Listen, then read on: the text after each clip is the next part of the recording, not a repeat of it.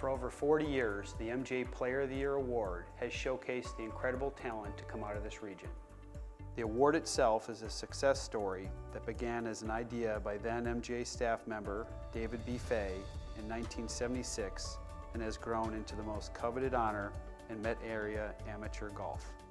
In 1997, the MGA Executive Committee voted unanimously to rename the Player of the Year Award in honor of Jerry Courville Sr., one of the Met area's most accomplished and beloved golfers.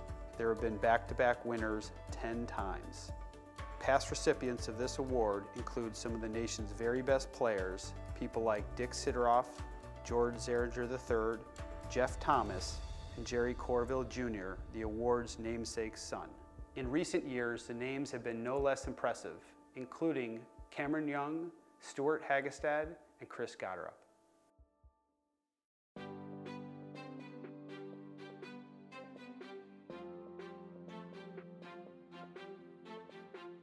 Mark really didn't skip a beat on the MGA side and really the championship side, qualifying for the U.S. Open sectional right out of the gate, and then coming out to the Ike and having really a great performance at the Bridge. Had a chance to win the championship going into the final round. Ultimately didn't have a great final round, but still had a top 10 finish, and that really was going to be the theme of his year, of just a model of consistency to propel him to another great season. I think having 2 wins last year, my goal was to win another one. Although that didn't happen, I was really happy just with the way I played consistently throughout the year. Costanza brought that great play to the Met Amateur at Plainfield Country Club, where he advanced to the quarterfinals. Later in August, he finished tied for 6th and was the second low amateur at the MGA's biggest major championship of the season, the Met Open. Played really well at Hudson. It's a course I've gotten to play a couple times, and really love that golf course. I remember when I was a young kid playing in the Met Open for the first time, back in 2004, I hit a few putts off the putting green, were my first 2 practice putts. And so, I had it in the back of my mind to go out and play another Met Open at Hudson would be pretty special, and, happy with the way I played there. During the last few seasons, Costanza has been competing with a more optimistic mindset, and he's found that staying composed and focused over long stretches of play has elevated his game.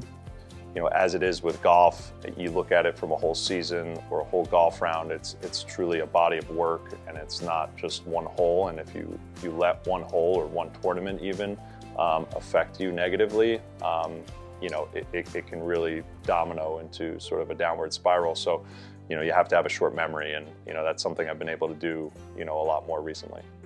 He's always going to take whatever comes at him, and he's going to make the best of it. And that's probably what makes him such a great golfer too, is like, no matter what happens on the golf course, he's just going to kind of let it roll off his back.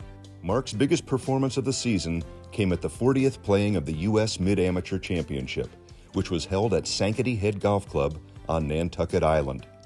After advancing through stroke play qualifying and 5 rounds of match play, he earned a spot in the championship match, where over 36 holes he squared off against 2016 MGA Player of the Year, Stuart Hagestad. With the way I had been playing the last couple of years, I could really go and give it a shot to win. And I'm happy I played well throughout and was able to get to the final. Yeah, I think 2020 was kind of Mark introducing himself to the Met area as one of the best players, and then 2021 gave him that chance to operate on the national stage, and his run at the U.S. Mid-Am was truly special, made it to the championship match, the pinnacle of Mid-Am golf. He never got ahead of himself, never got down on himself, and just kind of was like, I'm just going to pick myself up and brush myself off and keep fighting, and he did, and he had a chance to win, and that's kind of the way he is. That's the way he is through life. I think that was my proudest moment, likely in my golfing career, just knowing that I was really up against it, wasn't feeling that great, even going into the final round, going up against, the best Mid-Am in our game on a huge stage, and just being able to come out and play the golf that I know I'm capable of playing, that day when it really counted. That's something that I'm very proud of. Thanks to an outstanding season, Costanza joins an elite group of players who have won back-to-back Player of the Year honors. He is the 8th player to accomplish this feat in the 46-year history of the award. It's happened in two sort of different ways. You know, last year had 2 really big wins, and the excitement that comes with all of that. And this year was a little bit different. I wasn't able to get a win. However, you know, not finishing outside of the top 10 in any event that I played, you know, was something I was really proud of. And it just sort of validates my game and sort of, you know, where I've been able to play these last few years and sort of staying at the top of my game.